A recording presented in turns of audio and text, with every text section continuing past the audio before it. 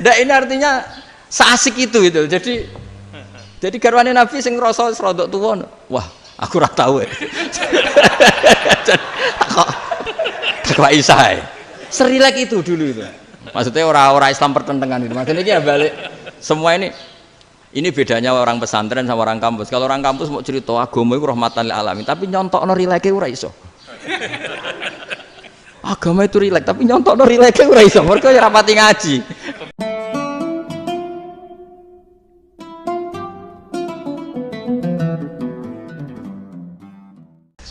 Assalamualaikum warahmatullahi wabarakatuh. Bismillahirrahmanirrahim. Rabbi shrah li sadri wa yassir li amri wahlul 'uqdatam min lisani. Allahumma shalli wa sallim ala sayyidina Maulana Muhammadin wa ala alihi wa sahbihi ajmain. Amma ba'du. Ini yang saya hormati pertama, pengatur saya ini Profesor Dr. Haji Maskuri. Yang cara ngomong enggak kayak profesor tapi kayak jurkam. Jadi kalau ciri utama akademisi itu kalau ngomong itu teduh, datar, runtut, sehingga memaksa orang lain itu menerima karena runtutan logika yang terbangun. Ya, kalau ini ndak, pokoknya kasar gitu, pokoknya orang itu. Ini agak lazim, agak dalam dunia ilmu. Semua wakil rektor, semua yang hadir yang saya hormati, saya seperti yang dikatakan moderator, Pak Sinten.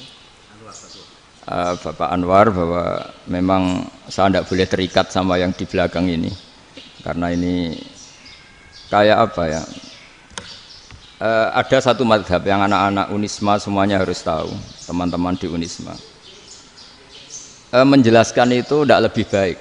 Jadi karena seakan-akan belum melakukan.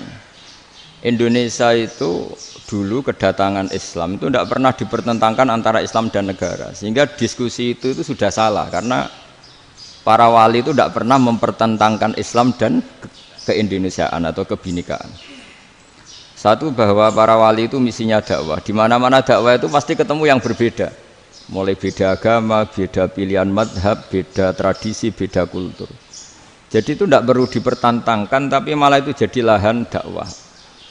Sehingga kita ini kalau diminta diskusi hubungan negara dan agama malah bingung, memangnya kenapa? Itu seperti dulu zaman P4, saya punya kawan di Jogja, teman saya nulis tafsir Profesor Zaini, itu pernah zaman Pak Erto disuruh sosialisasi P4 di Papua.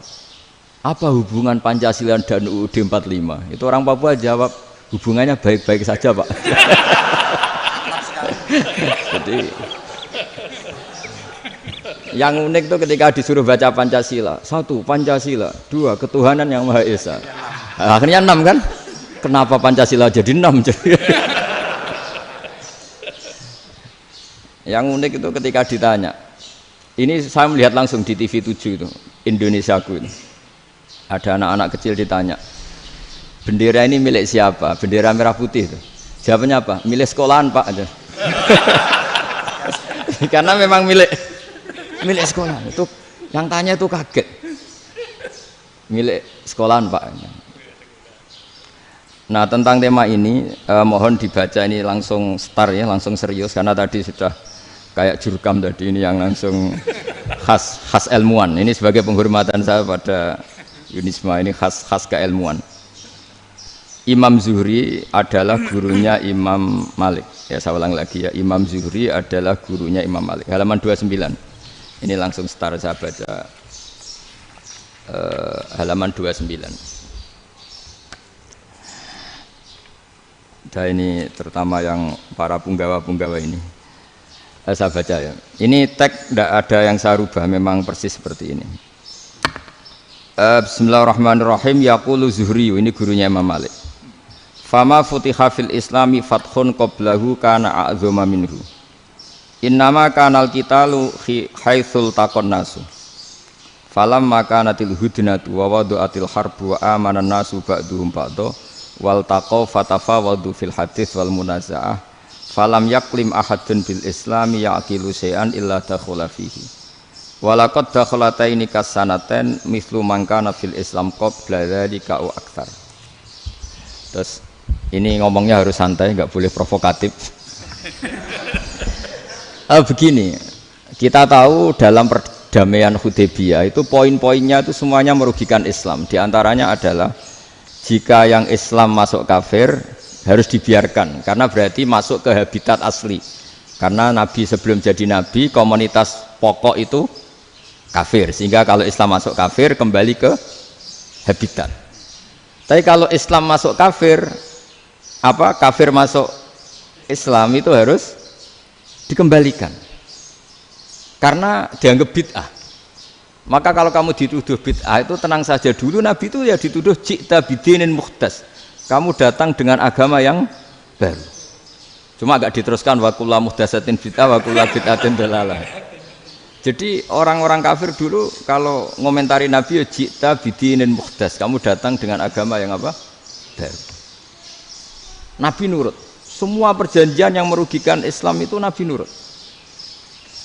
Tapi Nabi hanya minta satu hal, jangan ada perang 10 tahun. Dan orang boleh seminar, boleh diskusi tentang Islam. Ya ini dengerin betul ini. Jadi saya tidak akan provokatif, ini pakai logika. Nanti bisa dipakai disertasi doktor. Tapi saya minta orang boleh diskusi, boleh seminar tentang Islam. Akhirnya saat itu juga ada orang yang masuk Islam. Di depan tulisan itu belum kering istilahnya. Datang ke situ namanya Abu Jandal bin Suhail bin Amr. Itu datang ke Nabi, ya Rasulullah saya ini mau masuk Islam. Kata orang-orang kafir, ini pertama Muhammad, kamu komitmen enggak sama perjanjian? Kalau kamu komitmen harus kamu kembalikan. Nabi bilang, ya Abu Jandal kamu kembali ke mereka, ke habitat mereka, yaitu menjadi kafir, di komunitas kafir maksudnya. Akhirnya nangis. Sayyidina Umar itu mendekati Abu Jandal, kemudian memberi isyarat supaya ngambil pedangnya. Jadi isyaratnya wong ini baca ora wis. Maksudnya orang-orang kafir. Tapi Abu Jandal enggak mau. Singkat cerita akhirnya kembali ke komunitas kafir.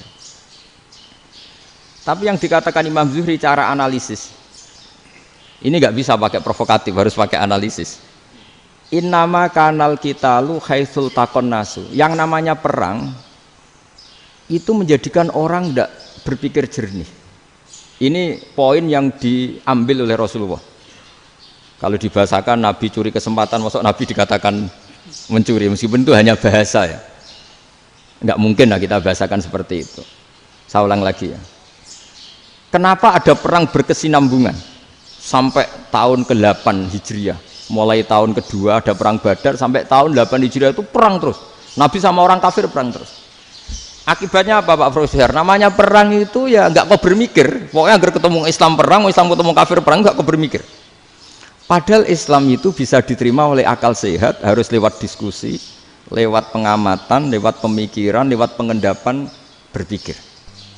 Makanya Nabi tahu ini masalah besar. Kalau orang perang terus, itu gak kober mikir Islam, tidak sempat diskusi tentang Islam. Makanya Nabi hanya minta satu poin. Oke, perjanjian ini saya turutin semua, tapi saya minta orang kafir semuanya boleh mendiskusikan Islam, boleh seminar tentang Islam.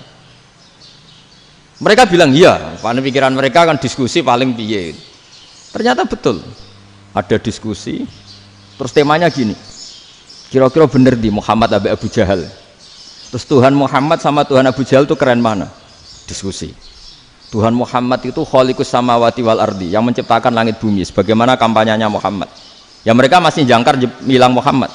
Kalau Tuhan kita, ya berhala itu yang kita bikin, yang kadang rusak, yang kadang kudanan, terus lemutan, pokoknya terus diskusi. Kita kok bener pengirannya Muhammad. Terus Muhammad Abu Jahal. Mulai dhisik Muhammad itu ora tau bodoh nih. Mulai dulu Muhammad tuh gak pernah bohong. Abu Jahal, waduh, wis bodoh nih ngongkonan. Wis ribet kan? Dan semua diskusi itu mengarah ke kebenaran Islam. Wah, akhirnya wong kafir sing tokoh-tokoh yo cara Jawa yo. Wah, semane jebule masalah ini kan. Artinya gini, kalau kita ingin Indonesia damai, sebenarnya yang untung itu Islam. Karena Tuhan yang menciptakan langit dan bumi tentu gak akan diperbandingkan atau akan dikalahkan oleh Tuhan yang lahirnya saja sudah di bumi. Misalnya kita menjual Tuhan Allah, siapa itu yang menciptakan langit bumi, yang ada sebelum langit bumi, bandingkan dengan Tuhan yang lahirnya di bumi, ada tanggal lahirnya, ada aktenya, itu kan sudah ribet kan. Begitu juga kalau memperbandingkan tokoh, Muhammad itu siapa? Tokoh yang bisa menyatukan pan Arabik, tokoh yang begini-begini, yang sayang istri, sayang keluarga, dibandingkan dengan tokoh Abu Jahal, Abu Lahab yang corong jauh penggaweannya yang ngerugikan orang lain. Akhirnya orang itu mulai tertarik sama Islam. Makanya kata Az-Zuhri pakai bahasa dulu, falam yaklim ahadun bil Islam. Tapi kalau sekarang yang populer itu bahasa yatakallam. Sebenarnya yang benar itu bahasa kalimah yaklimu kalaman, karena masdarnya itu kalam, berarti sulasi nopo mujarrad. Tapi di fiilnya itu mujarradnya enggak kelaku. Jadi di fiilnya takallama yatakallamu, tapi untuk masdarnya yang kelaku kalaman. Jadi ini agak unik, agak enggak lazim. Sebenarnya kan takallama yatakallamu takalluman, tapi di masdarnya kalam populer, tapi di fiilnya tidak populer. Saya teruskan ya. Ini penting sekali. Jadi menjual Islam, kalau boleh dibahasakan menjual, itu tetap enak dalam kondisi damai. Karena kalau kita perang, itu bawaannya kalau ketemu ya perang. Kalau ketemu perang, sehingga orang itu rakober diskusi loh. Saat benernya Islam sampai kafir itu bener di. Karena tidak kober diskusi, tidak sempat diskusi, orang yang milih yang kafir. Karena yang mayoritas yang kuat. Sementara Islam zaman itu lemah. Lah Nabi itu yang diminta hudnah, yang penting kita damai. Terus orang boleh mendiskusikan benar mana kita dan mereka. Ya setelah diskusi ya tadi kan nggak mungkin Allah yang begitu keren hebat pencipta langit bumi dibandingkan berhala yang mengurus dirinya sendiri saja tidak bisa. Walhasil terus orang mulai tertarik sama Islam dan aturannya nggak boleh dilarang diskusi itu. Nah makanya saya pernah ditanya beberapa profesor di Jogja, Gus suatu saat kalau kampus paling keren di Jogja ini ada Islamic Studies, kemudian pengajarnya dari berbagai agama, ini riskan enggak bagi Islam? Saya jawab, asal yang didiskusikan Islam itu enggak masalah, yang repot itu nak umat Islam. Karena kalau umat Islam yang jadi percontohan, banyak raja yang dolim, banyak pemimpin muslim yang dolim, terus identik dengan Islam itu jadi dolim kan ribet. Ya kalau pas umat Islam, kalau Islam yang kumat kan jadi masalah kan. Nah ini kan terus jadi beda umat Islam sama Islam yang lagi apa? Kumat. Singkat cerita terus Islam mendapat posisi yang luar biasa. Nah makanya di sini diistilahkan falam makanatil hudnah, ketika ada perdamaian wa amanan nasu ba'dum ba'do, orang merasa aman, itu fatafawadu fil hadis wal munazaah. Mereka berdebat, munazaah itu berdebat. Keren mana konsep Muhammad dengan konsep Abu Jahal? Keren mana konsep Tuhannya Muhammad dengan Tuhan kita? Terus diskusi dan mereka akhirnya ikrar, wah yang benar ya Muhammad lah. Di mana-mana Tuhan tuh ya sebelum langit dan bumi, di mana-mana Tuhan ya punya reputasi menciptakan. Masa Tuhan reputasinya diciptakan, kayak berhala dan sebagainya. Ibadah juga gitu. Ibadah wong kafir itu kalau tawaf itu telanjang, ibadah Muhammad santun pakai pakaian. Terus akhirnya mereka mulai tertarik Islam. Sehingga saya lihat di beberapa tafsir, saya memang tidak akan ngomong yang tidak serius, ngergani Unisma ben sawangane pemikir serius. Di Quran itu sampean lihat di tafsir Tobari itu ada ayat bal naqdhifu bil haqqi 'alal batil fayadmaghuhu fa idza huwa zahid. Qadzafa itu kalau di kamus tak lihat itu takallama bila dalilin. Qadzafa itu ya pokoknya sekenanya. Artinya gini, kebenaran Islam atau kebenaran hak itu kamu taruh sekenanya saja itu tetap menang. Apalagi kamu taruh secara teratur, kamu taruh sekenanya saja itu tetap menang. Sehingga di sini banyak sahabat yang hidup di Cina. Sekarang juga banyak orang alim yang milih hidup di Amerika, banyak orang alim yang milih hidup di Inggris.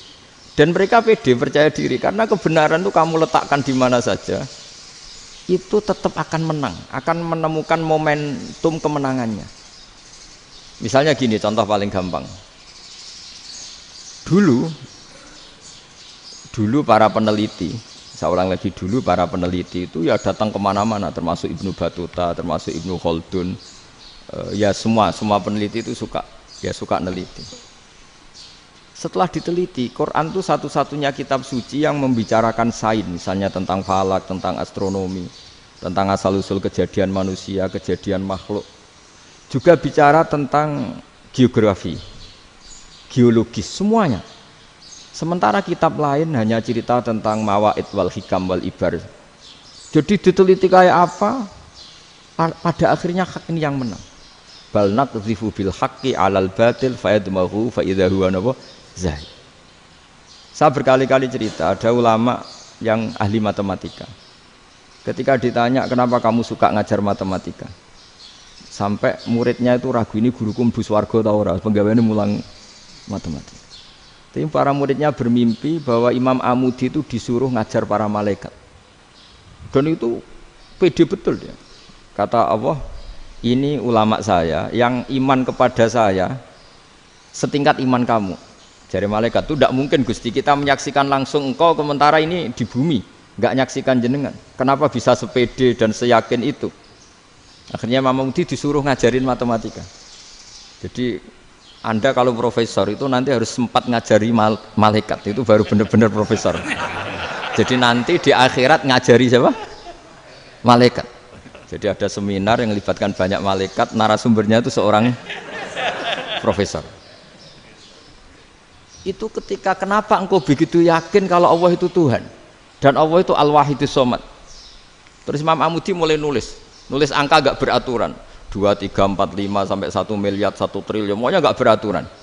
Kata beliau, nisbatus naini wasalasa ila ma la nihayatalaha iku nisbatul far'i ilal asli. Mbok angka sebanyak apapun, 2 dibanding 1 ya far'ul wahid, 3 dibanding 1 ya far'ul wahid. Semua angka yang enggak terhingga pun dibanding 1 semuanya far'ul wahid.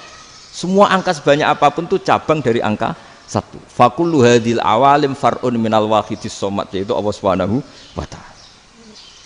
Wah, kira malaikat tepuk tangan, iya juga.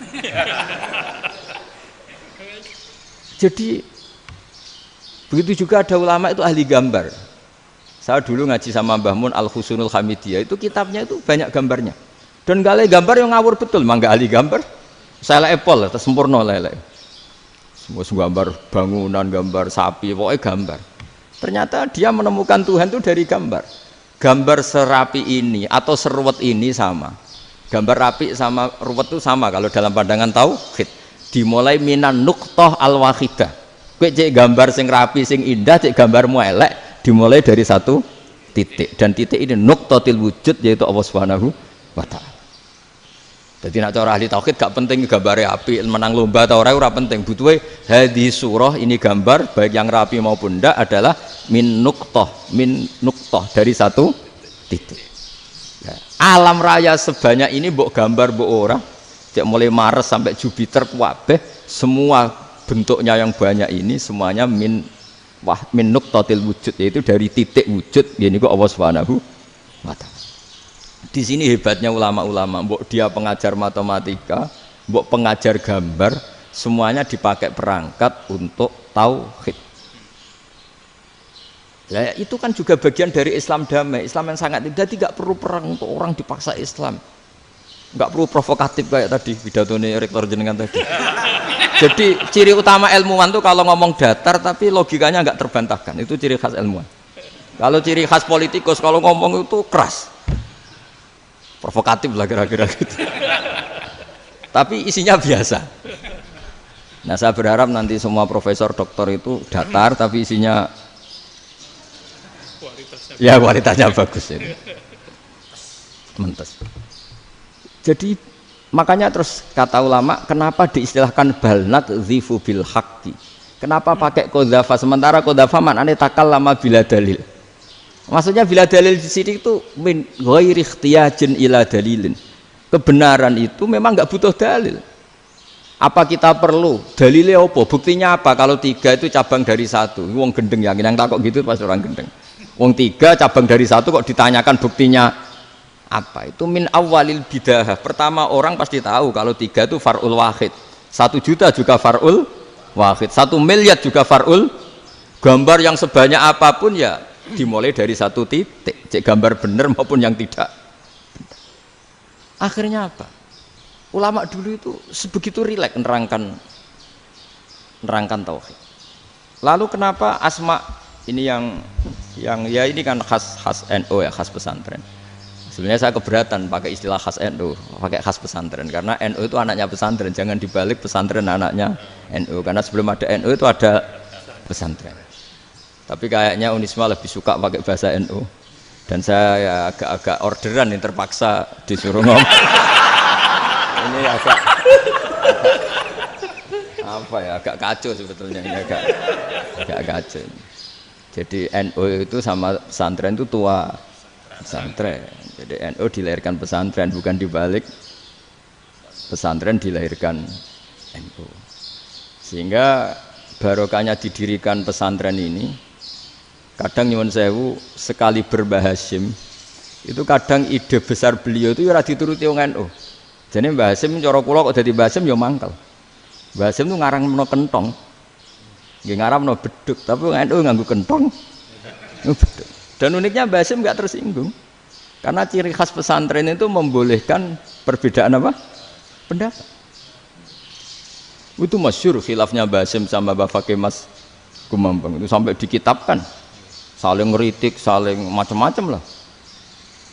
Jadi cara berpikir Mbah Hasyim ketika Nabi rembukan, ini gimana ya cara menentukan waktu sholat ya? Ya pakai kentong ya Rasulullah, dzakalin nasara itu untuk orang Nasrani. Ya pakai buk itu trompet, dzakalil yahud itu untuk orang Yahudi. Terus, ada yang usul lagi pakai api ya Rasulullah, dzakalil majusi itu orang Majusi. Setelah itu ada orang datang lari-lari cerita mimpi azan tadi. Ya itu terus dipakai sarana pemanggilan sholat ya azan itu. Sehingga Mbah Hasyim menolak kentong. Karena mantas sababi qaumin fahuwa minni. Beliau keras sekali sampai bilang haram. Beliau judulnya ya haram, Al-Jasus Antakhrimin Nakus. Setelah naskah itu sampai ke Mbah Fakih Mas Kumambang di Gresik situ, di daerah Dukun situ. Dulu nggak ada WA ya, jadi sampainya ya lama. Makanya saya sampai sekarang nggak punya WA karena ya saya ulama kan, kalau WA-an terus ya jadi ulama. Nggak jadi ulama, main WA-an terus itu. Lah itu termasuk rektor nggak kau bermikir itu mesti kebanyakan WA. Karena kan otaknya didikte oleh sesuatu yang masuk, sesuatu yang dilihat itu kan pasti mendikte kita. Beda kalau yang nggak WA-an kan mikir apa kita yang menentukan. Kalau WA-an kan kita ditentukan. Mau mikir anaknya butuh apa gara-gara WA informasi Jakarta mikir Jakarta. Padahal secara kewajiban ngapain kamu orang Malang mikir Jakarta? Gara-gara WA mikir Jakarta belum selesai ada berita di Sulawesi, mikir Sulawesi. Habis itu mikir NTT. Makanya semua orang sekarang merasa tokoh nasional gara-gara informasi yang masuk itu nasional. Jadi Mas Yo RT yang mikir gimana Gus Indonesia kok. Ada RT loh. Sampai lupa kalau dia itu RT. Jadi semua orang sekarang merasa tokoh nasional. Dan itu gara-gara apa coba? Akhirnya semua orang juga punya ide tentang nasional. Harusnya negara itu gini-gini.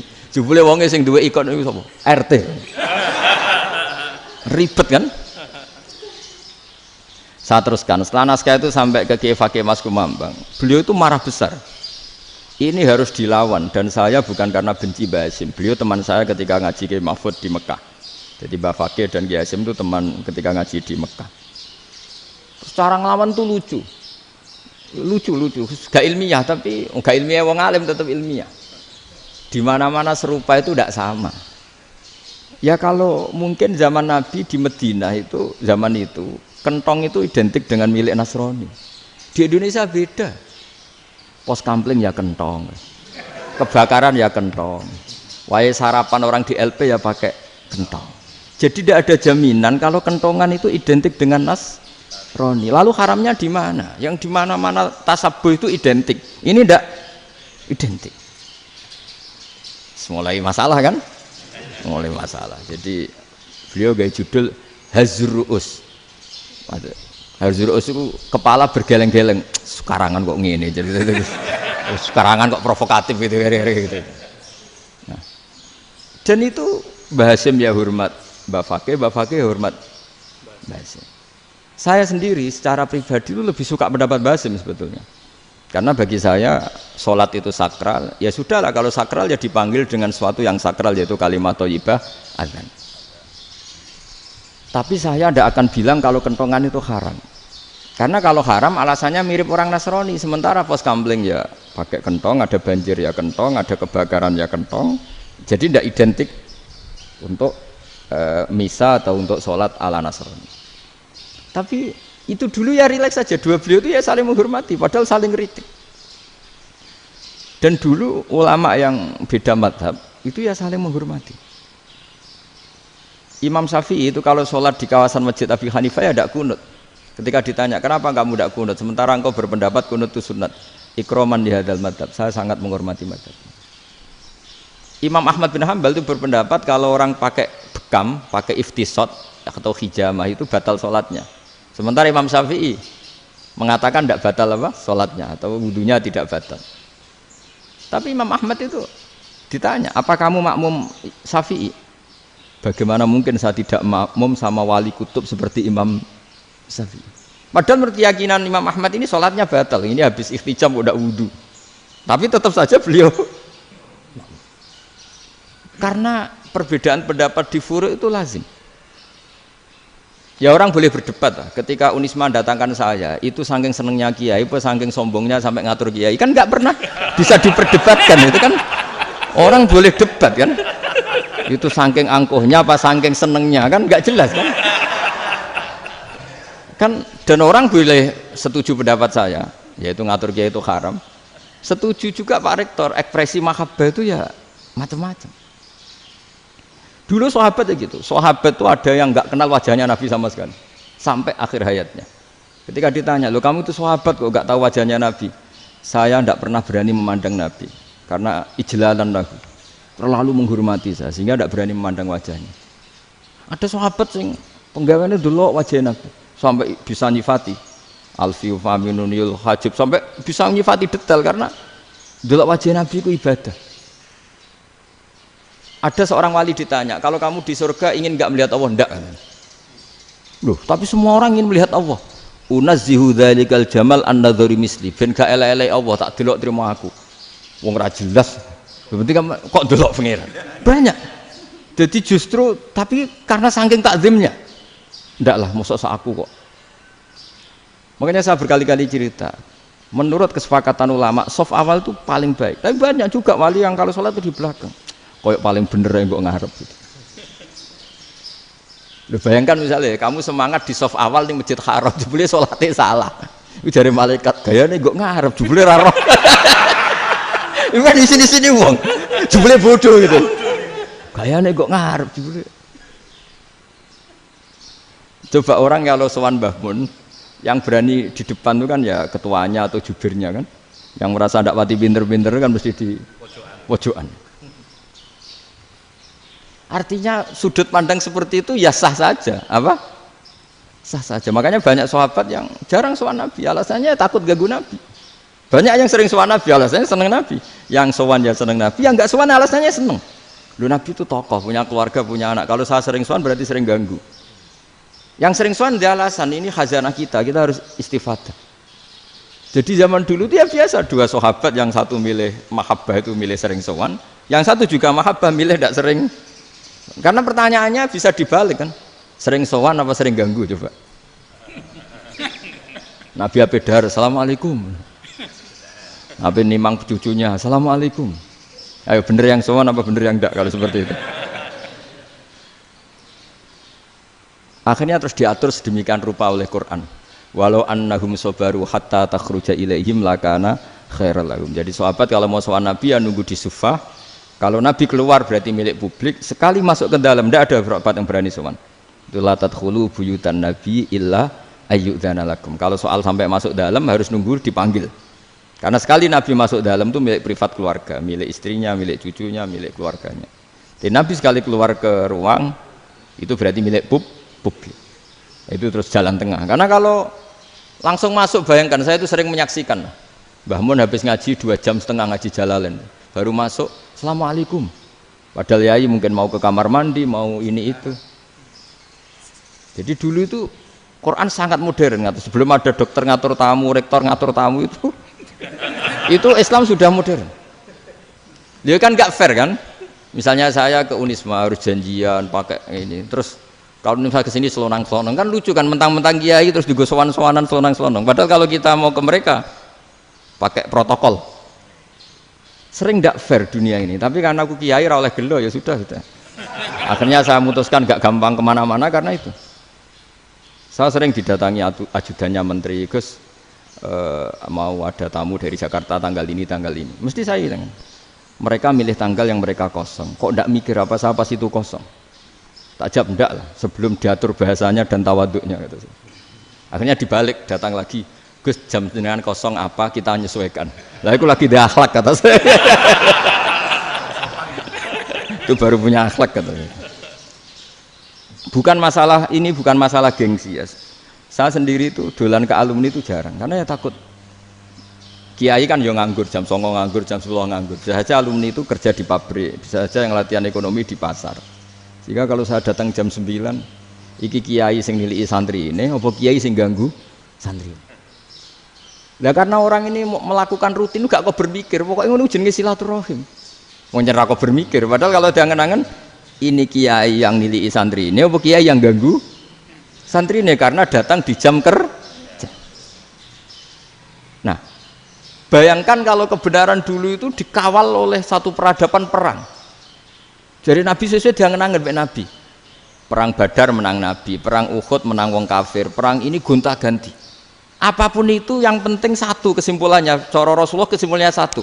Orang tidak kober mikir kebenaran secara mengendapkan pikiran dengan pikiran jernih. Maka hebatnya Nabi ketika perjanjian, pokoknya saya minta nggak ada perang. Dan orang boleh mendiskusikan Islam. Itu luar biasa idenya Nabi. Karena bawaan perang itu orang kan nggak kok bermikir. Ibarat seorang misalnya senang satu perempuan, ketemu rivalnya langsung perang kan nggak mikir. Tapi kalau kau bermikir, diangen-angen cawe wedok iku ora seneng aku. Untungnya apa untuk wong ayu ora seneng, malah mau loro hati. Terus sudahlah, buruan dialihkan kemana kan gitu. Itu nak mau amen WA nan tukaran lewat SMS atau tarung langsung ora kau bermikir. Tapi kalau kau bermikir, akhirnya berpikir nih. Perempuan tadi sebenarnya yang disenangi siapa? Oke, ternyata senang Pak Rektor. Sudah kita ngalah.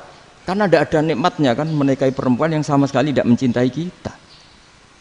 Tapi kalau nak kau berpikir pokoknya diprovokasi, wah kue kalah mbak A, kue kalah mbak B. Pikirannya kan, ojo sampai kalah. Bareng wis menang ternyata ada emas. Lah. Nah bayangkan Islam itu seperti itu dulu, dipertarungkan. Luang Islam tuh dinu aklin, agama yang diterima dengan akal sehat. Tapi sekarang ukurannya perang. Yang menang berarti benar, yang menang benar. Kan terus jadi repot. Itu Nabi tidak ingin, makanya Nabi ingin sudah lah, nggak ada perang. Nah, makanya kata Imam Zuhri, fathul Islam terbaik adalah orang boleh diskusi tentang Islam dan tidak ada perang. Lagi-lagi penting, tidak perang itu penting, silmun itu penting, perdamaian itu. Setelah tidak ada perang, akhirnya fatafawadu fil hadis wal munazah, orang boleh diskusi apa saja, termasuk boleh adu polemik. Konsep satu Tuhan dan Tuhan banyak diperdebatkan. Akhirnya Nabi secara rileks bisa menjelaskan, Muhammad, urusan kita banyak. Kalau Tuhannya satu tidak cukup, Tuhan harus banyak untuk menyelesaikan berbagai urusan. Ada Tuhan bagi rektorat, bagi ya, macam-macam kan. Ada Tuhan untuk ngurusi utang, ngurusi BPKB, macam-macam. Terus kata Rasulullah, enak saja Nabi jawabnya. Ya kalau kamu punya majikan banyak, perintahnya beda-beda, kamu mangkel enggak, bingung enggak? Ya susah mat, kalau majikannya banyak, perintahnya beda-beda, kita jadi repot. Senang mana? Senang majikan satu. Ya sudah, Tuhanmu itu majikan kamu. Kalau Tuhannya banyak, perintahnya macam-macam, kamu yang repot. Akhirnya sudah mat, Tuhannya satu aja. Nah, itu ya barokahnya diskusi tadi, barokahnya enggak perang. Daraballahu mathalan rajulan fihi syuraka'u mutasyakisuna wa rajulan salamal lirajul hal yastawiyani masalah. Terus alhamdulillah. Jadi orang yang paling kafir pun saat itu taslim. Nah, ini kembali ke kalimat la ilaha illallah. Saya tidak perlu provokatif, pasti teori saya itu benar. Bukan saya bilang benar itu karena sombong, enggak. Ini sesuai teks. Misalnya begini, benar enggak kelompok takfiri yang suka ngafirkan orang lain? Itu pasti tidak benar. Logikanya gampang. Orang yang kafir 70 tahun saja dengan melafadzkan la ilaha illallah menjadi muslim. Masa dengan kalimat yang sama yang muslim menjadi kafir? Itu logikanya kan nggak ketemu. Orang kafir 70 tahun untuk menjadi muslim disuruh baca apa? La ilaha illallah. Tapi gara-gara baca la ilaha illallah nyekel patok jadi kafir. Pertanyaannya, loh ini kalimat apa? Kalimat untuk mengkafirkan apa kalimat untuk mengislamkan? Karena yang kafir dengan kalimat itu menjadi Islam, ternyata yang Islam dengan kalimat itu menjadi kafir. Itu ketemu nggak? Cara logika itu kan nggak ketemu kan? Makanya cara pikirannya Abul Hasan Asyadzili, dan saya setuju pikiran itu. Istighfar ini boleh orang Jawa Timur protes karena kadang beda manhaj, tapi jangan protes saya, protes Abul Hasan Asyadzili, kualat mesti sampean. Ketua Torekoh napa? Sadziliyah.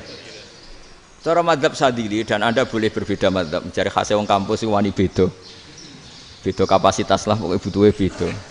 Dan ketok pinter, ketok kritis tuh. Cara madzhab Abul Hasan Asyadzili itu gini Pak Rektor. Jadi istighfar itu baik. Tapi ba'da kamali tauhid, setelah tauhidnya itu benar. Alasan beliau masuk akal.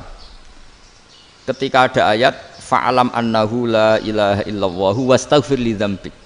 Bihadil kalimah. Jadi orang boleh istighfar itu setelah tauhidnya benar. Alasannya Abul Hasan Asyadzili begini. Qul lil ladzina kafaru iyantahu yughfar lahum ma qad salaf. Katakan kepada mereka yang kafir, sekali mereka tidak kafir, maka otomatis dosanya masa lalu diampuni. Pertanyaannya, yang bisa menghentikan kekafiran itu kalimat apa? La ilaha illallah. Dengan hanya melafadzkan la ilaha illallah Muhammadur Rasulullah, langsung yughfar lahum ma qad salaf, langsung dosanya diampuni. Berarti yang menjadi pengampun dosa lah, penyebab pengampunan itu apa? La ilaha illallah. Itu bahkan orang kafir belum istighfar. Di ayat itu kan Allah gak mensyaratkan setelah la ilaha illallah istighfar baru diampuni, enggak. Asal la ilaha illallah langsung yughfar lahum ma qad salaf. Saya ulang lagi ya, jelas ya. Jadi kulil ladzina kafaru iyantahu yughfar lahum ma qad. Nah, sekarang iyantahu, mereka berhenti dari kafirnya.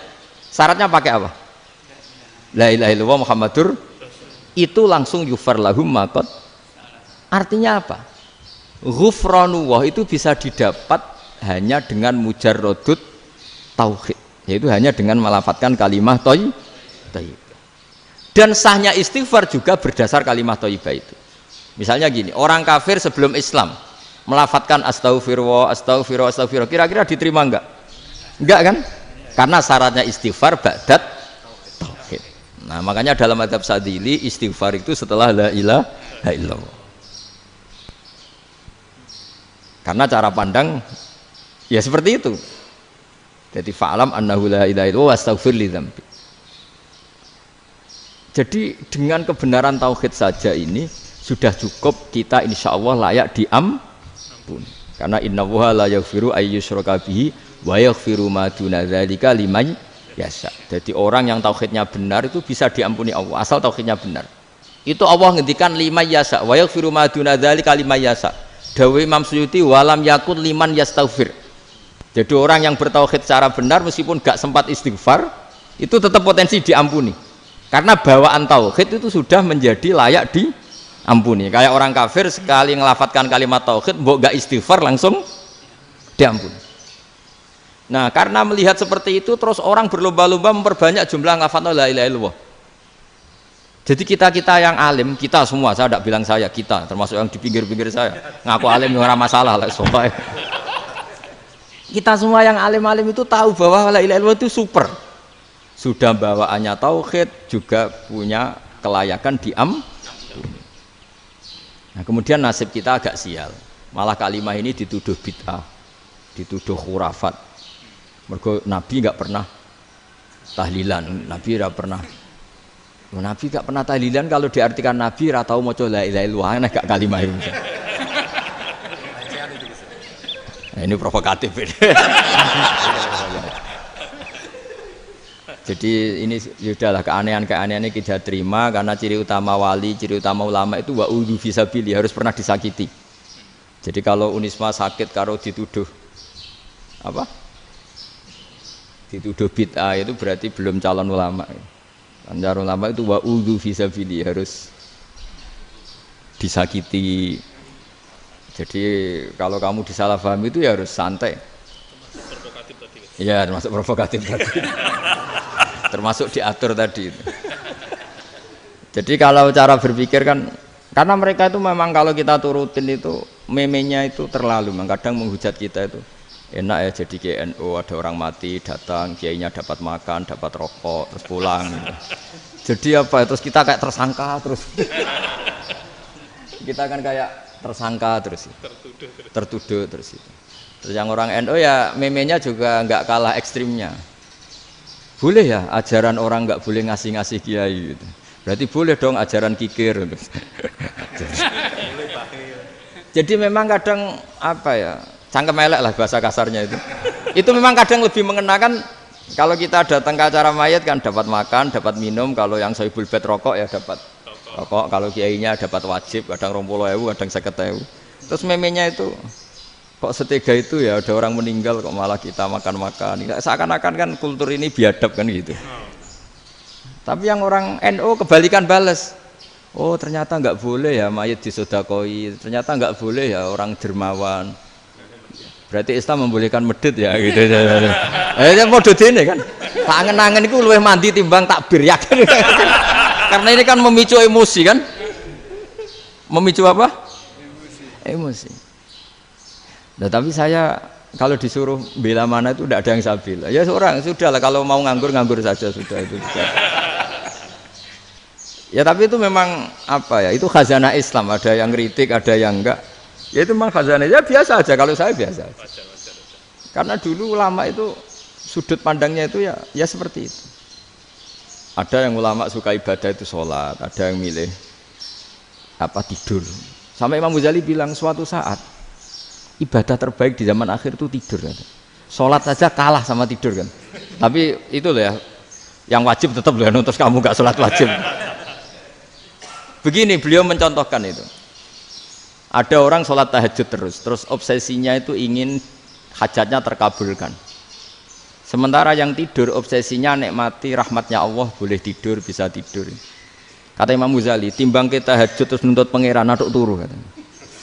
Mergo engko diakibat terus setan memberi bisikan, "Lho nyatanya kamu tahajud ya gak terkabul." Berarti cerita bahwa Nabi ngendikan kalau doa tahajud mustajab enggak.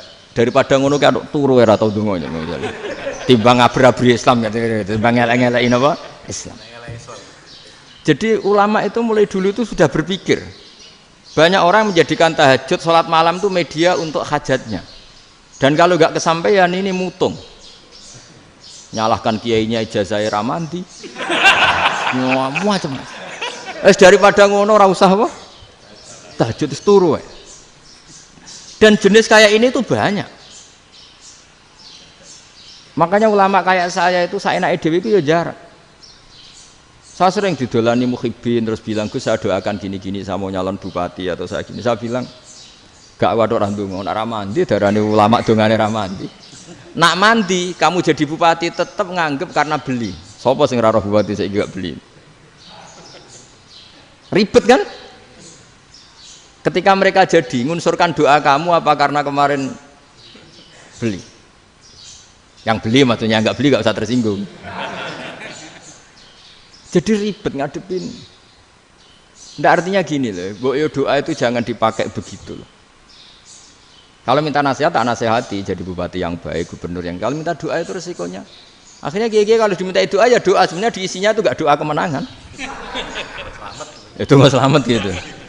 Karena ribet. Makanya Islam itu doa itu setelah iman. Aturan iman benar baru doa. Aturan iman benar termasuk Allah itu yaf'alu ma yasha, boleh melakukan yang dikehendaki. Allah enggak boleh terdikte oleh doa kita, enggak boleh. Ya saya ulang lagi ya, mazhab Hasan Asyadzili ini khas kita. Jadi la ilaha illallah itu didahulukan sebelum istighfar. Tapi kebalikannya mazhab Imam Sanusi itu dibalik. La ilaha illallah itu kalimat yang sakral. Karena yang sakral dibutuhkan muqaddimah, yaitu yang melafadzkan harus yang sudah bersih, yang sudah steril baru melafadzkan la ilaha illallah. Maka dalam mazhab Sanusiyah istighfar dulu baru la ilaha illallah. Nah, dalam mazhab Abdul Hasan Asyadzili kebalikan, istighfar itu sah setelah sahnya tauhid. Kamu ikut mana tuh? Asyadzili apa Sanusiyah? Alhamdulillah sama-sama tidak paham, ya sudah. Akhirnya sudah, ya nggak kemana-mana kan gitu. Jadi apa ya? Terus ini saya teruskan, ini biar khas pesantren atau khas NU lah, kalau bahasa Pak Rektor khas NU. Ini Ben sampean tahu beberapa perbedaan itu lazim. Halaman 24. Ya, halaman 24 sama 25. Tak baca, ini masih orisinil. An Sufyan bin Uyainah, ini juga gurunya Imam Syafi'i. Kata Sufyan bin Uyainah, beliau cerita, kana Isa wa Yahya alaihi salam ya'tiyanil qaryah. Fayas'alu Isa an syirari ahliha. Wa yas'alu Yahya an khiyari ahliha. Jadi Nabi Isa dan Nabi Yahya itu satu generasi, sama-sama masih muda. Kalau di satu kampung yang Nabi Yahya tanya, ini keluarga terbaik siapa? Saya mau nginap di situ. Karena kumpul orang baik itu nyaman. Kalau Nabi Isa kebalikan, keluarga terburuk mana ya? Saya tak di situ.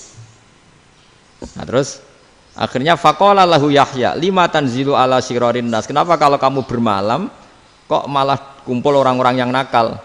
Innama ana tabibun udawil mardo. Saya ini nabi barat dokter. Di mana-mana dokter yang ngumpuli yang sakit, ngobati yang sakit. Makanya di NU itu ya banyak kiai jazab mengumpuli yang nakal-nakal. Nak tepak yang ngentas yang nakal, nak ora tepak ya katut. Ini adu nyali lah sudah gitu. Tapi itu ada ilmunya, yaitu niru Nabi siapa? Isa. Kalau kamu dokter penelitian tuh cari daerah yang banyak pandemi apa yang bersih? Yang banyak pandemi, karena yang namanya penelitian ya di situ kan. Kalau kamu dakwah ngentas kemiskinan, ke daerah miskin apa daerah kaya? Nah, sama kalau ngentas kefasikan, ke daerah fasik apa daerah orang soleh? Fasik. Ya, tapi itu Nabi Isa. Nah, kalau kamu tidak Nabi kan potensinya kan itu. Tapi setidaknya bahwa kita sering disalahkan karena punya beberapa tokoh yang ngancani fasik-fasik, itu sebenarnya ada dalilnya, yaitu Nabi siapa? Isa. Nah terus masalah tegas dan lunak. Ketika ada mahasiswa misalnya pacaran, boncengan lanang dan perempuan, itu pilihan kita apa? Kalau tegas, terus gak mau mendengar kita. Misalnya gini contoh gampang, tak beri contoh Pak D. Jangan orang tua, nanti secara fikih itu beda. Nah ini kan kita orang pesantren, nah, biasa ngaji fikih detail. Kamu Pak D seorang perempuan, mahasiswi misalnya, sering pacaran. Setiap ke situ sama pacarnya kamu diam saja. Padahal kamu dosen keislaman. Mesti pawanaan kamu nyimpulkan, ternyata pacaran itu tidak apa-apa. Buktinya Pak D itu tidak negur, menengai. Ini berarti as-sukut alal mungkar. Tapi kebalikannya, Pak D ini terkenal keras. Nak rono mesti radiaku ponaan. Akhirnya yura rono. Mesti ngerti nak mesti diamuk. Nah, dua orang ini sama-sama gagal kan? Yang lunak menjadikan ponaannya pacaran terus karena enggak negur sehingga dikira membolehkan. Sing keras juga enggak sempat bina wong rono era wani. Akhirnya dua orang ini sama-sama enggak ketemu, sama-sama enggak berkesempatan membina kan? Gagal membina kan? Karena yang keras ponaannya enggak pernah situ, berarti enggak bisa bina kan? Yang lunak membiarkan berarti juga ada bina. Nah, Islam itu antara dua itu. Ya agak terlalu lunak, enggak terlalu keras. Karena kalau terlalu keras, misalnya ada kiai terlalu keras, lu masyarakat mau tanya itu gimana? Lari kan? Lu saya ini punya pengalaman pribadi. Saya ini kan kecelok orang alim. Itu kalau pernah ya saya itu berusaha ya pokoknya ya umumnya orang alim lah. Tenang, terus anteng, enggak gejlok-gejlokan. Itu enggak ada yang tanya. Saya mimpi ketemu beberapa ulama itu disalahkan. Terus umat saya kalau mau tanya itu ke siapa? Wong alim wis wibawa, meneng tambah banget wibawane. Bala Quran sering gojlok rektor macam-macam. Terus wong wanita kok, saya biasa ke pasar pandangan dicegot orang. Gus, putri saya itu sering keluar darah tapi melebihi batas haid gini-gini. Kalau badhe sowan jenengan, enggak usah sowan ning kene mbek ngadeg-ngadegan. Terus tanya, yang haid berapa hari, Gus? Ya supaya rudat ilal adat. Adat sebelum dia punya penyakit istighadah itu berapa? 6 hari ya sudah, kembali 6 hari lainnya mustahadah, tetap sholat, tetap normal. Tapi kalau saya wibawa, moro pasar go tasbih duwilu. Iku mesti wong salaman njaluk donga yakin. Tapi baru kayak rada uraan ketemu wong-wong, dol pening ndi? Mak pening ndi? Gus beneran Gus ketemu jenengan kula wingi badhe tua kok. Akhirnya tanya.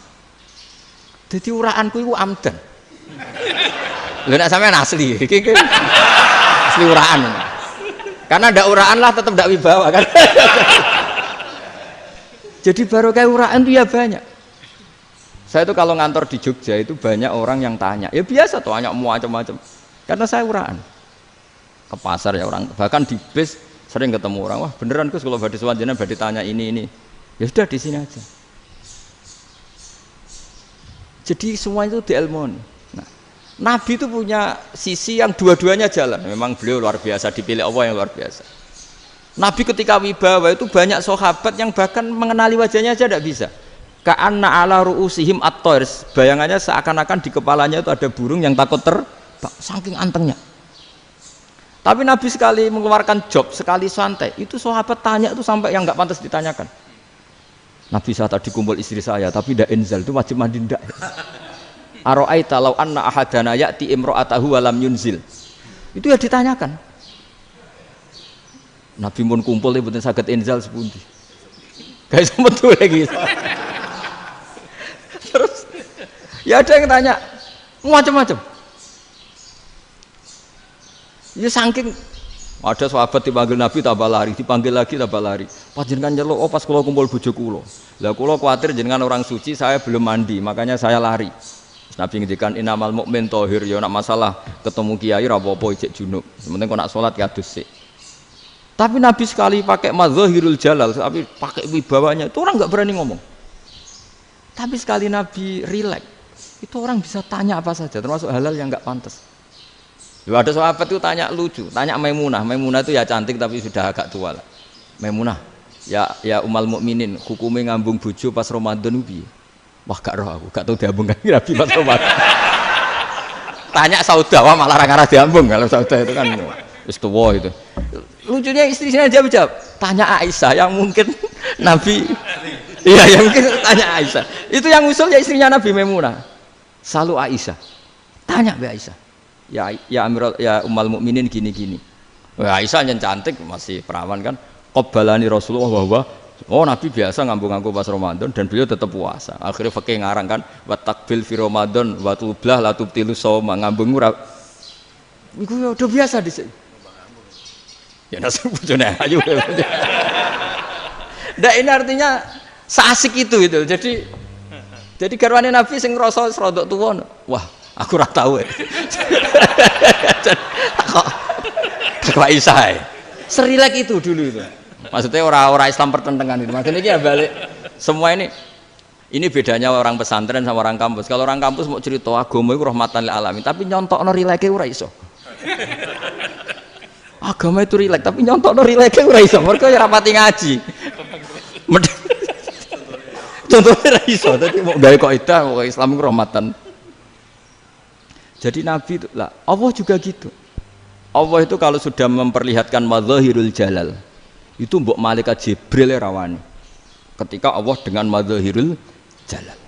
Tapi kalau Allah dengan madzahirul jamal, madzahirul apa? Jamal. Iku ya gojol-gojol kan sampai makhluke gojol.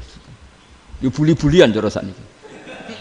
Ya sampean delok ning hadis syafaat itu, akhiru man dakhalal jannah atau akhiru man kharaja minan nar itu di beberapa judul.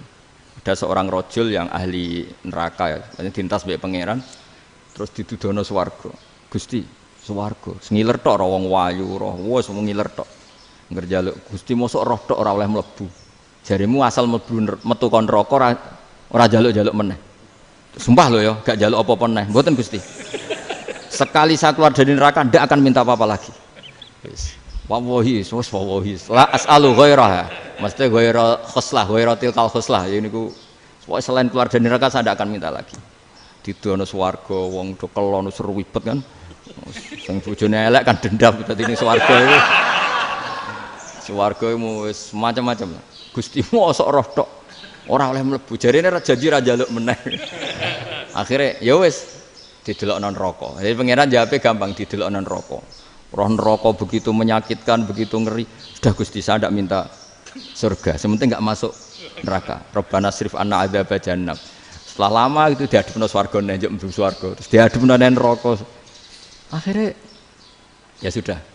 Saiki mlebu swarga gak apa-apa. Iku jawabe lucu. Atas taziu jenengan ngenyek kula. Wong karuan ra ahli swarga kok mlebu swarga. Terus akhirnya mlebu swarga, kan mlebu swarga tamanna, sangen-angen sing mbok jaluk apa? Orang angan-angan yang indah-indah laka wa asratu amsal ya siku tak turuti wa asratu amsalih lan lipatan ke-10. Jawabe wong lanang ya lucu. Atas tazi ubi wa anta rabbul alamin. Jenengan pangeran kok ngenyekan. Maksudnya wis karuan aku ora pantes. Terus jare pangeran la astazi ubika walakinni ala ma asya'u qadir. Aku gak ngenyek kowe, pancen aku pangeran. Nuruti kowe iku iso. Jadi Allah sendiri ketika dengan madzahirul jamal itu malaikat ya ono sing wani bantah. Masyhur itu kan malaikat sing bantah pangeran ataj alufia mayufsidu fiya wa yasfikut. Karena Allah dengan madzahirul jamal. Sing paling masyhur Nabi Musa. Nabi Musa itu ketika Nabi Mi'raj. Nabi Mi'raj itu beliau kira-kira di langit keempat lah yang masyhur atau kelima. Ngelangkai. Nabi Musa nangis, "Ya Rabbi, ini apa-apaan? Orang sing ja'a ba'di kemudian melangkai makom saya ini apa-apaan?" Jadi Nabi Muhammad kan apapun hebatnya kan junior. Kok melangkai makom saya ini apa-apaan? Enggak fair. Sampai Nabi Muhammad itu tanya gini sama Jibril. Reaksi Allah gimana ketika melihat Musa seperti itu? Jawab malaikat Jibril lucu. Ya roh khiddatahu, Allah sapal gayane Musa biar jadi lucu. Ya dibiarin aja sama Allah. Tapi wong jenenge Nabi Musa itu kekasihnya Allah, tetap berkah bagi kita. Betul. Ketika setelah Mi'raj diwajibkan sholat 50, gentenan Nabi Musa kelihatan nabinya. Sebenarnya Nabi Musa itu sebetulnya loh, gak nguntungkan kita sebetulnya. Tapi yang nguntungkan, sebenarnya ndak niat nguntungkan kita, tapi nguntungkan. Nabi Ibrahim kan di langit ke-6, keren lah. Konti jong ketemu Allah ngeten-ngeten kan sholat 50. Karena Nabi Ibrahim terkenal Nabi baik, ada bantah. Bareng Nabi Musa. Kenapa diceluk pangeran? Kula kan sholat ping 50. Inna ummataka la tutiku dalik. Wah, gak kuat umatmu. Serai-rai gak umatmu ora ngarah kuat 50 rokaat. Tapi sebenarnya Nabi Musa itu niatnya bukan membela kita. Fa inna ummati la umatku sing gagah-gagah ra iso meneh umat. Berarti sebetulnya ya itu masih pakai gengsinya sebetulnya. Wes ngono-ngono lah sementing kita untung. Sebetulnya dia itu enggak terima wong umat saya aja yang lebih kuat. Enggak kuat apalagi umatmu. Lah terus sebutin irji ila rabbika fas'alhu takhfif. Itu berarti Allah dengan madzahirul jamal. Sudahlah, datang ke Allah minta keringanan. Allah itu baik. Minta, ambek Allah diringana mau 5 tok, jadi cek 45. Balik Nabi Musa, piro 45, cek ra kuat umat. Wong umatku ra kuat, jadi sebenarnya dia bilang umatku ra kuat. Lho cara Nabi Muhammad model wong Malang, yo beda umatku mbek umatmu. Ribet kan? Beda. Lho Nabi Muhammad kan enggak seperti itu kan?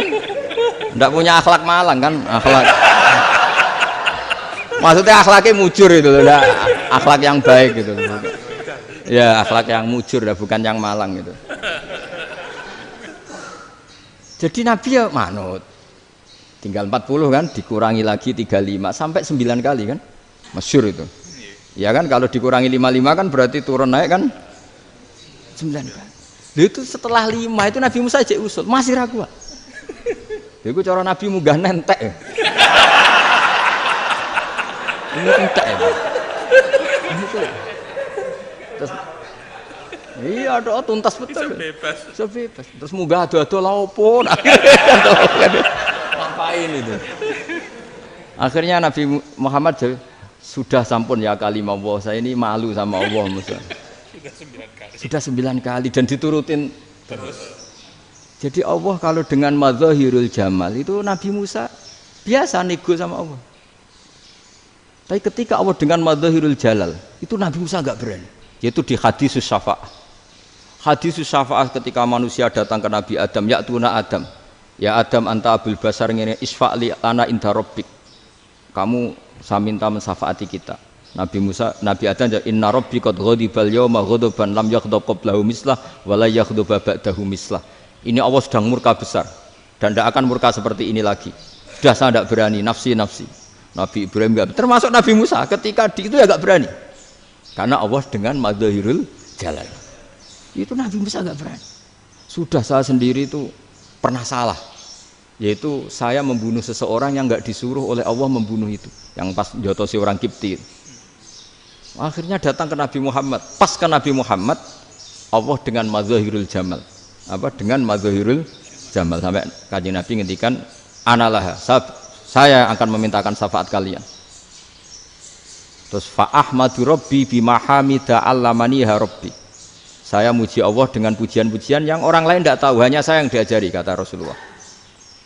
Nah di sini menurut banyak ulama, termasuk kitab yang saya baca, kenapa Muhammad sebagian namanya Ahmadu? Itu dari af'al tafdil, fa Muhammadun Ahmadu min ghairihi. Muhammad Rasulullah itu kalau muji Allah di atas cara mujinya Nabi yang lain. Jadi Ahmadu bukan dari fi'il mudhari' lil mutakallim, tapi dari af'al apa? Tafdil. Fa Muhammadun Ahmadu min ghairihi. Bahwa Kanjeng Nabi Muhammad sallallahu alaihi wasallam itu cara mujinya Allah di atas pujian para nabi. Makanya di sini Sayyid Ali Zainal Abidin kalau muji hamdal hamidin wa fauqa hamdil hamidin. Jadi pujian saya ini di atas rata-rata cara mereka apa? Memuji. Yaitu sirinya apa? Nabi itu tahu bahwa akhirat itu tidak bisa batasi Allah. Kamu tidak bisa nyemprit Allah. Allah, ini akhirat loh, amal sudah tidak manfaat, ingat itu. Tidak bisa seperti itu. Allah itu nggak bisa tunduk sama konstitusi yang bernama akhirat. Artinya Allah meskipun di akhirat tetap duwe hak yaf'alu ma yasa atau yaf'alu ma yurid.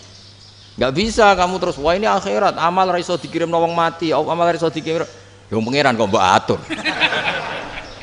Kalau kita yang mengirimkan tidak bisa, tapi kalau Allah tetap bisa. Makanya ada kiai mengatakan kodok qadar ora iso dirubah, itu kamu. Makanya ada seorang kiai ditanya, kodok qadar ora iso dirubah, sekali dicatat selesai. Jari kiai tadi, tapi nak Allah iso. Dalile apa? Yang huwa ma yasha wa yusbit. Nak Allah ya iso, sing ra iso kan kita. Nah, Nabi itu tahu betul meskipun akhirat itu Allah masih bisa dinego, saking baiknya. Akhirnya Nabi sujud, masyhur itu terus, ya Muhammad irfa' ra'sak wasal tu ta wasatu safa. Semat sirahmu angkat, kujo apa tak turuti. Terus semenjak itu Nabi minta apa? Syafaat. Artinya apa? Ketika Nabi lain berpikir bahwa akhirat ini membatasi amal, karena sudah Nabi tahu betul kalau Allah tetap Allah, yang nggak terbatas kekuasaannya, nggak terbatas rahmatnya juga saat di akhir. Makanya disebut fa Muhammadun Ahmadu min ghairihi. Makanya wa mubasysyiran bi rasuli ya'ti mim ba'di ismuhu Ahmad. Jadi makanya terus banyak GNU sing macam-macam lah. Sing ono sing potongane wedi terus hati-hati. Niku berarti makome Madhahirul Jalal. Ono sing amen guyon nek makome Madhahirul Jamal. Ono sing ra jelas ngene iki, sing ra jelas. Nak guyu buanter kok nangis yo buanter. Jebule urusan utang. Lah ini sudah yang udah. Jadi makanya yang rileks saja. Sebenarnya agama ini santai, rileks, karena agama ini harus bifarohin wasururin. Enggak boleh agama ini dibawa dengan kekerasan, dengan antisosial. Karena agama ini harus kul bifadillah fi rahmati fa bidzalika falyafrah, harus senang, harus rileks. Makanya saya jadi kiai itu senang takutnya gini. Sekali saya tidak senang jadi presiden buruk. Ternyata jadi wong alim ora enak, itu contohnya. Sampean merengut terus uripe susah, nanti orang tidak berani jadi orang alim. Makanya saya buktikan bahwa saya lebih bahagia di bang rektor. Nanti orang ingin jadi rektor semua, nggak ingin jadi orang alim. Saya pernah ketemu sekian rektor di Jogja, tanya, Gus, kenapa jenengan bela-belain pesantren sampai segitu? Kan keren kampus NU, sekarang ada Unisma, ada NU Jogja, ada NU Jepara gini. Terus tak bilangin gini, sampai rektornya itu istighfar. Saya bilangin gini, ini sekaligus tak kasih tahu ini rektor Unisma ini. Tak bilangin gini. Andai kan tidak ada kiai kayak saya itu Islam bisa tutup. Kok bisa Gus? Misalnya ada perempuan haid faqal adat. Itu kalau untuk tahu hukumnya haid daftar dulu ke Unisma. Daftar dulu kan? Setelah daftar nunggu pelajaran haid. Baru tahu haid setelah 3 tahun dari masalahnya. Gitu. Tapi baru kayak kiai ketemu saya di jalan, Gus anak kula nu haid ngeten-ngeten mboten normal hukumnya piye? Oh hukumnya ngene dibalekno ning adat. Ora usah registrasi, ora usah daftar. Jadi ya harus ada istighfarnya lah. Unisma juga harus istighfar, semuanya harus istighfar. Karena ada sisi yang nggak mewakili kebutuhan Islam. Tapi saya sebagai kiai juga istighfar. Karena fakta hukum mengatakan yang boleh jadi KUA yang jabat, yang boleh kemenak yang punya gelar. Dan ini yang mengawal Islam secara undang-undang karena mereka yang bikin. Nah, karena kiai tidak punya gelar tidak bisa jabat di situ. Saya juga istighfar. Jadi tidak sampai entok yang istighfar. Karena yang kebutuhan ini terwakili yang punya gelar. Tapi yang punya gelar juga harus istighfar tadi. Mosok kepen roh hukum khet ngenteni kuliah sik. Ngentek itu aja nanti nunggu guru yang pas mata pelajaran itu. Terus kapan dekne salate wong jawabannya belum ketemu. Tapi baru kayak saya kan ketemu di jalan tanya. Terus saya sering ketemu. Gus, saya ini bapak angkat. Mau nikahkan putri saya, itu gimana itu? Kalau cerita wali sebenarnya anak saya sok. Kalau nggak cerita nggak sah karena saya bapak angkat. Itu banyak. Hanya tak akali ya sudah wali yang sebenarnya taukil pada hakim tanpa diketahui, tapi hakikatnya itu taukil hakim. Itu kan tidak gampang. Nah, tapi kalau tanyanya di kampus registrasi dulu, daftar dulu, baru tahun berapa ada pelajaran itu? Semester 5 baru tanya. Iya kan? Semester 5 ya? Iya. Oh, itu kan. Jadi jangan kira terus sistem Unisma itu yang terbaik di dunia, enggak juga kan? Enggak juga. Dan sistem-sistem yang lain maksudnya ada. Tapi sistem kiai lho, Mbah Mun juga sering pesen saya, kowe kudu seneng pegawai negeri. Piye-piye sing jaga agama pegawai negeri. Kemarin pas acara 7 harinya Gus Robah sama matur itu di depan para kiai. Setelah saya jadi kiai ya itu nyata. Islam di Papua, di NTT yang bawa siapa? Dokter negeri, ya kan? KUA negeri. Barokahnya mereka negeri dijamin negara kan? Barokahnya Muslim berkebutuhan Islam. Akhirnya bikin musola di situ, bikin masjid. Bahkan di Korea Utara itu ya ada masjid bawaan duta besar. Karena banyak duta besar Muslim berkebutuhan masjid. Yang bisa gini itu yang negeri apa yang swasta? Negeri lah. Di sini kiai tidak mewakili semua kebutuhan apa? Islam. Tapi kampus juga enggak, kampus Islam sekalipun tidak memenuhi semua kebutuhan Islam tadi. Masa orang tanya kan nunggu semester berapa tadi? Semester 5 masih daftar dulu. Nunggu pelajaran itu. Payahnya pas ketemu dosennya, wong saya tidak pernah ribet kan? Pas dosennya cowok gitu. Jadi sudahlah, makanya ini. Iya, makanya ini kan bentuk kearifan lah. Jenengan ngakui fungsi kiai kayak saya itu bentuk kearifan. Saya juga ngakui jenengan itu butuh kearifan. Saya sering didolani KUA itu. Itu rata-rata ya didikan kiai. Kompilasi hukum Islam itu banyak ya, janda cantik. Contohnya harus cantik, kalau jelek nggak mungkin terjadi kan. Ada janda cantik kebetulan suka kawin tapi takut zina. Saya ulang lagi, suka kawin tapi takut. Itu seringnya gitu Pak Rektor. Jadi dia kawin bosen, bilang ke KUA, Pak saya sekarang mau nikah sama ini. Loh, tapi kamu mau punya suami. Ya tapi kan nggak tercatat Pak. Itu KUA-nya rata-rata itu nggak berani. Meskipun nggak tercatat karena secara fikih meskipun nggak tercatat tetap dia seorang perempuan yang bersuami, maka nggak boleh nikah sama orang lain. Jadi coba kalau nyun sewu KUA hanya ngikuti hukum formal, yang penting di catatannya nggak punya suami, ya dinikahkan saja kan. Tapi mereka enggak, karena didikan kiai nggak berani. Artinya gini, kalau hanya pro hukum catatan sipil, maka ini dinikahkan bisa karena nggak tercatat. Tapi secara hukum santri nggak bisa dong menikahkan perempuan sing dadi zaujin yang punya suami. Jadi ini barokahnya kerjasama yang baik. Jadi di masyarakat itu tertanam didikan kiai, nggak boleh nikahkan perempuan yang bersuami. Tapi di KUA ngikuti hukum formal. Dan di Indonesia itu KUA itu rata-rata konsultasinya ya sama kiai. Sehingga ya nggak berani akhirnya meskipun aku ya mlebu rokok mbak, gak iso. Dan itu banyak. Seorang lagi ya, makanya ini kan pesantren itu nggak boleh mati. Orang kiai-kiai kayak saya nggak jelas-jelas itu harus lebih jelas lagi. Karena ini yang on time, yang online, yang siapa saja bisa tanya. Saya itu SMS saya itu nggak punya HP WA.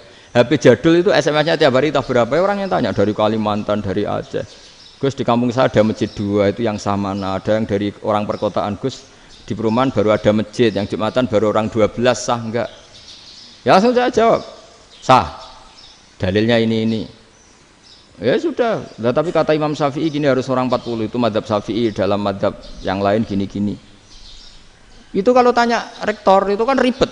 Masuk ajudan dulu, asisten dulu, panjang.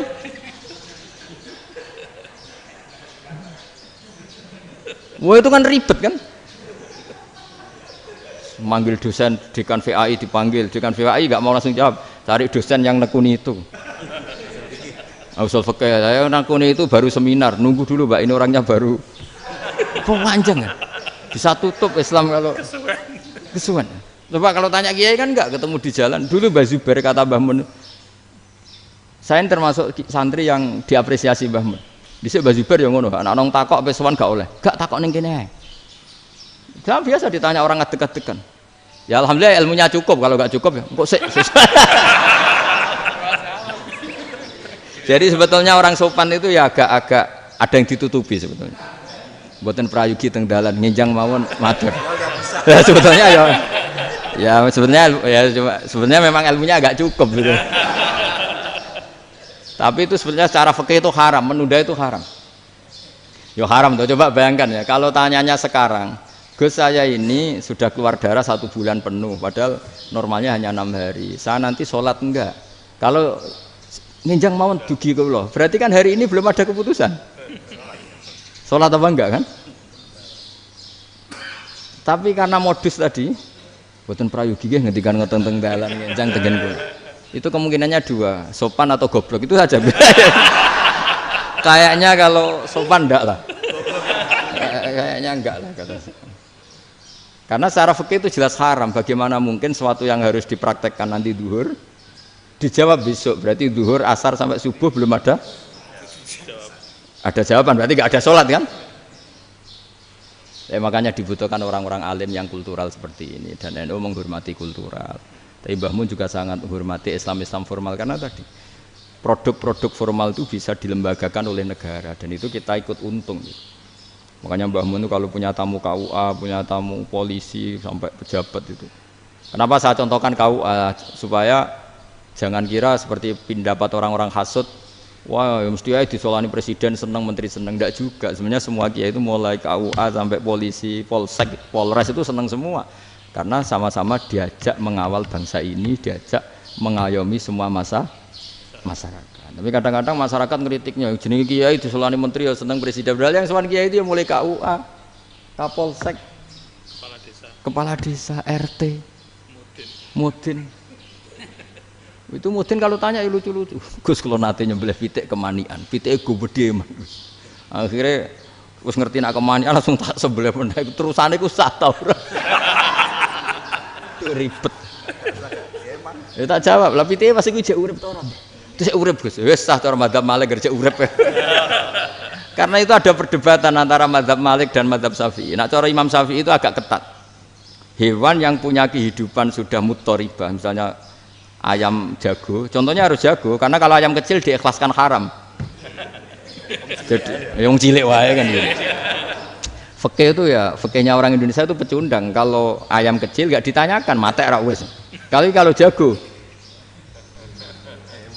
jago ditabrak truk kejet-kejet. Andai kan gak disembelih pun mesti mati. Itu cara madzhab Syafi'i itu haram. Karena penyembelihan ini tidak menjadi penyebab kematian, tapi memang karena kecelakaan tadi. Tapi cara madzhab Imam Malik enggak. Andai kan gak disembelih, matinya kan 2 menit lagi atau 1 menit lagi. Andai kan gak disembelih.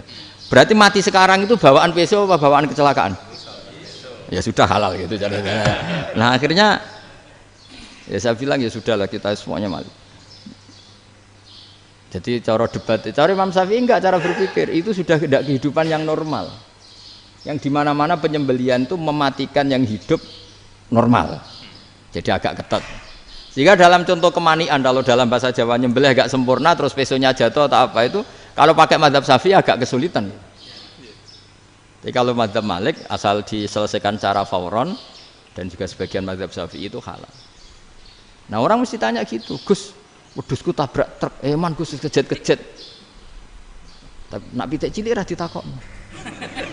Makanya termasuk kritiknya Mbah Mun, tapi ini madzhabnya Mbah Mun ya, kamu boleh ikut boleh ndak, karena ini urusan ndak penting.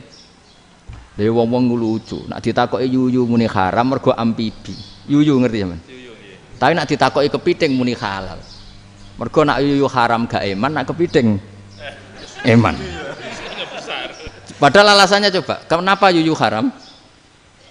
Karena amfibi kan, bisa di air. Pertanyaannya, kepiting seperti itu enggak? Nah, tapi kepiting kalau haram kan eman. Karena besar kan. Kalau yuyu silahkan haram kan gitu. Artinya apa? fikih kita ini agak-agak pecundang gitu, agak-agak pertimbangan. Iya, ini lucu kan? Kualitatif. Coba alasannya yuyu haram karena apa? Ambibi kan? Hidup dua alam. Pertanyaannya kepiting seperti itu enggak? Iya. Kenapa? Kalau orang tanya, yuyu haram apa halal? Rata-rata jawab haram. Tapi kalau kepiting mulai khilaf. Loh mestinya kan sama kan? Nah itu Karena unsur imannya. iya tadi. Saya juga sering melihat tonggo-tonggo itu. Ayam cuwilik sakmene ketabrak truk, enggak ada yang tanya. Tapi saya pernah jalan-jalan di Naruan sini, ono jago ketabrak, sing duwe langsung marani kula pas saya naik motor. Gus ini halal apa haram? Nak langsung kula sebelah halal apa haram? Wis kanggo kowe halal ya halal. Karena saya tahu tak jawab haram mesti kecewa itu. Aduh. Akhirnya kiai ini beratnya kan. Ya akhirnya ya saya setelah itu Fatihah Imam Syafi'i ngapunten nih umat kula nu rahasia mangke madzhabe jenengan tuh ndak siap. Untuk mazhab ini tidak sama. Iya kan akhirnya pakai madzhabnya Imam Malik tadi. Ya tak Fatihah Imam Syafi'i ini mboten niat nglawan jenengan. Tapi ngobati tiang eman. Mergo pitike besar itu. Jadi ini kan cerita ya itu makanya yang rileks saja lah bahwa Islam ini yang rileks, yang menyenangkan karena ya agama ini harus menyenangkan. Raditu billahi robba. Raditu itu senang banget, ridho itu puas. Enggak boleh beragama pertuntungan terus emosinan. Ya marem atau raditu itu marem jadi yang nyaman. Ya saya kira demikian. Assalamualaikum warahmatullahi wabarakatuh. Pelajari Pak. Pon Alhamdulillah. Satu aja yang di sini benar. Oh, satu aja. Nggih. Syarat. Nggih, damel syarat. Jadi mungkin ada satu pertanyaan aja. Satu saja. Bukan keluhan. Bukan keluhan. Ini mumpung Gus Bak pada Madhahirul Jamal nih. Iya, Madhahirul Jamal. Sebentar lagi sudah jalan. Sebentar lagi sudah Madhahirul Jalal. Jadi gak kena ditakoni. Monggo setunggal mawon. Ya, Pak. Niki ambil. Nggih. Ampun dawa-dawa terus Gus. Ya jagal-jagal ya. Assalamualaikum warahmatullahi wabarakatuh. Saya Fadil, alumni Unisma yang kuliahnya paling lama. Masih di jalanan. Gus, pertama saya muhibin jenengan ngikuti 3 tahun terakhir. Sepertinya ketika Mbah Hasyim Asy'ari hadir di tahun 1900-an sampai mendirikan itu kok suasananya sama seperti Gus Baha hadir di tengah-tengah situasi genting Indonesia ini. Saya kira yang memunculkan nama Gus Baha di banyak media online yang saya amati itu malah awalnya dari kelompok bukan kita gitu. Dan itu kami melihat bahwa apakah nanti 1926 dan 2026 satu abad NU, saya kok termasuk orang yang punya apa ya semacam harapan gitu Gus Baha bisa ya mungkin kalau beliau Mbah Hasyim Rois Akbar, sekarang Rois Am, nanti ada istilah baru lah tengah-tengah antara Rois Am dan Rois Akbar. Karena setiap satu abad harus ada mujadid dan kami berharap enggak kamu aja tak angkat. Itu yang pertama, artinya mohon maaf Gus.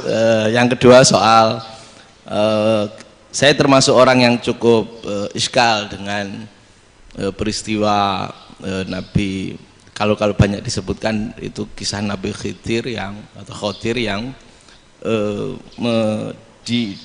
dari 3 cerita itu hanya satu cerita yang saya masih agak bingung soal di situ anak kecil itu pakai kalimat, kalau di Al-Quran itu pakai kota lah, jadi pakai anak kecil itu dibunuh seperti itu.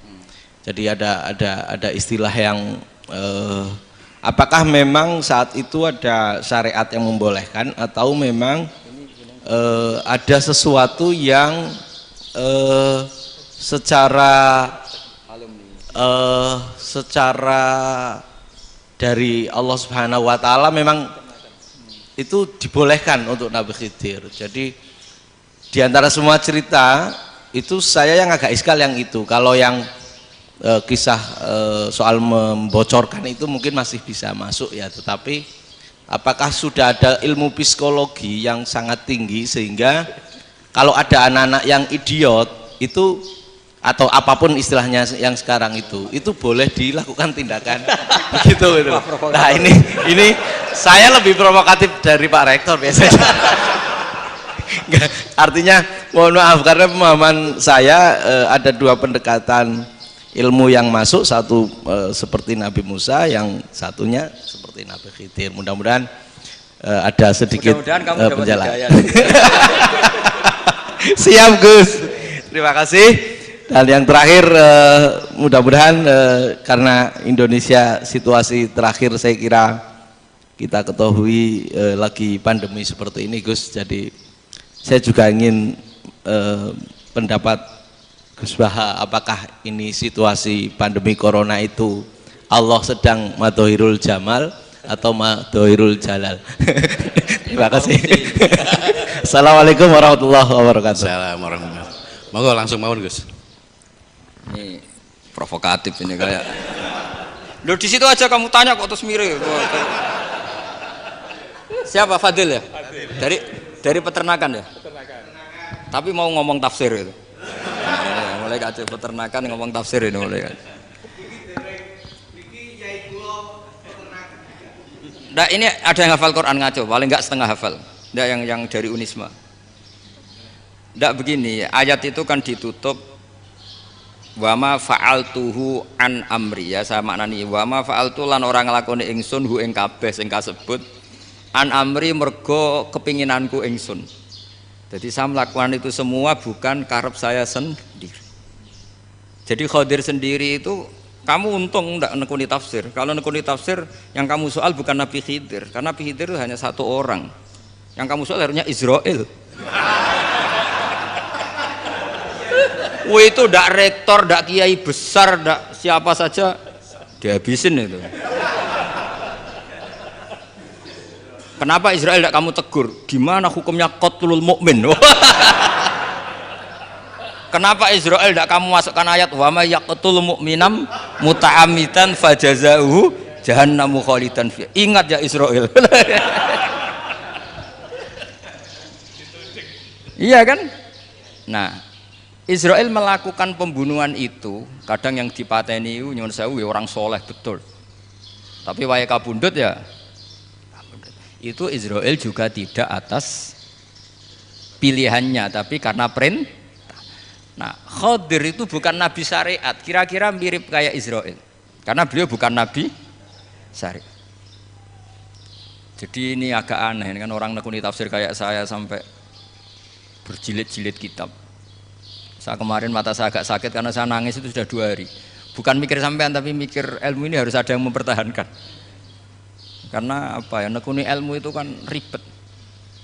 Kalau yang nekuni ilmu terus dosen terus rektor itu ya agak ada fasilitasnya. Kalau nekuni ilmu kiai itu nak roh keramat kan taqabbalallahu minna minkum taqabbal ya karim. Iya, tapi saya alhamdulillah keramat jadi ya tetap hidup itu terus. Saya ulang lagi ya. Harusnya Mas Fadil itu kalau nekuni itu yang disoal tuh Nabi Khidir. Nabi siapa? Apa malaikat siapa? Israel. Karena itu korbannya lebih banyak. Pertanyaannya, Israel kena enggak oleh aturan ayat wa may yaqtul mu'minam muta'ammidan fajazaahu? Kan enggak. Karena semua itu wa ma fa'altuhu an amri. Saya lakukan ini. Mungkin ngaji kamu enggak khatam sih mau delok fakotalah itu. Itu Nabi Khidir pasti tersinggung, nggak baca belakangnya itu. Ya karena jurusan peternakan itu. Atau salah gurunya yang ngajar. Daripada nyalakan satu orang mendingan 2 ya. Jadi kalau ngaji itu khatam, sehingga ngerti ayat itu kan ditutup wa ma fa'altuhu an amri. Nah menurut Ibnu Hajar al-Asqalani yang nyarai Bukhari, dan ketika itu cerita tafsir ayat itu, Wa hadza dalilun ala anna Musa afdhalu minal Khadir. Justru ayat-ayat itu menunjukkan Musa itu lebih utama ketimbang Nabi Khidir. Karena Nabi Khidir monoton melakukan apa saja yang diperintahkan Allah, sementara Musa tetap dengan gugatan syariatnya. Beliau gak terima ada orang main membunuh. Aqtal tanafsan zakiyatan bi ghairi nafas. Laqad ji'ta syai'an nukra.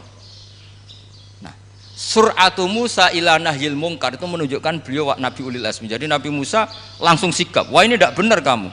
Padahal sudah ada perjanjian, kamu tidak boleh bantah. Tapi Nabi Musa lebih ngeboti syariat, lebih memihak syariat, nahi mungkar itu wajib. Justru itu menunjukkan derajatnya Nabi Musa fauqal Khadir. Makanya Nabi Musa tetap gugat, nggak bisa dong, ini nafsan zakiyatan kok kamu bunuh. Maka itu jadi ilmu. Nabi Khidir pada akhirnya nyuwun sewu ya tidak bisa jawab. Makanya beliau menutup wa ma fa'altuhu an amri. Sebenarnya saya sendiri itu ya tidak punya alasan. Jadi kalau Israel kamu tanya, ini gimana ini wong melarat mulai cilik, meh sugih mbok pateni. Mbok yo baro ben sempat sugih itu. Ini kuliah paling lama urung sempat urip penak. Nah itu kan mbok yo mateni wong kira-kira lah nek wis sempat mapan sempat. Lu andai kan Israel pakai aturan syariat kan mateni orang kan ya dikira-kira lah. Jadi itu tidak ada hubungannya tadi dengan ilmu yang kamu katakan urusan psikologi anak itu tetap semuanya haram dibunuh, nggak boleh. Ya jadi tetap makanya ini pentingnya ngaji khatam itu tadi. Jadi pada akhirnya Nabi Khidir itu ada punya alasan hanya ngendikan wa ma fa'altuhu an amri. Pada akhirnya yang paling pokok yaitu semua ini saya lakukan saya sendiri itu tidak tahu karena perintah. Jadi untung kamu gak nyoal Nabi Israel. Kalau nyoal diinjem ribet kan. Ini orang tadi pas seminar Gus Bak ngeritik saya. Wah. Jadi itu pinter kamu. Yang kamu soal Nabi Khidir. Jadi enggak itu. Ya kalau nyoal Israel resiko tinggi itu, resiko tinggi. Tapi yang jelas gitu ya. Makanya tradisi pesantren seperti ini harus terus karena yang punya tradisi khatam.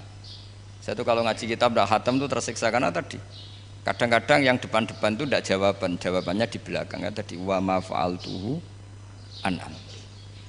Dzalika ta'wilu ma lam tasti alaihi sabra. Jadi ya sudah kira-kira seperti itu. Wajar kamu tidak sabar, wajar kamu tidak itu memang saya sendiri sebenarnya enggak paham itu. Jadi cara basa Jawa niku wajar saya usah kira paham. Jadi aku dhewe ku ya ora paham. Wong aku ya mau ngakoni gitu. Jadi sebetulnya sama-sama ada itu kan. Ini jenis wa ma fa'altuhu an amri. Dah ya? Ya.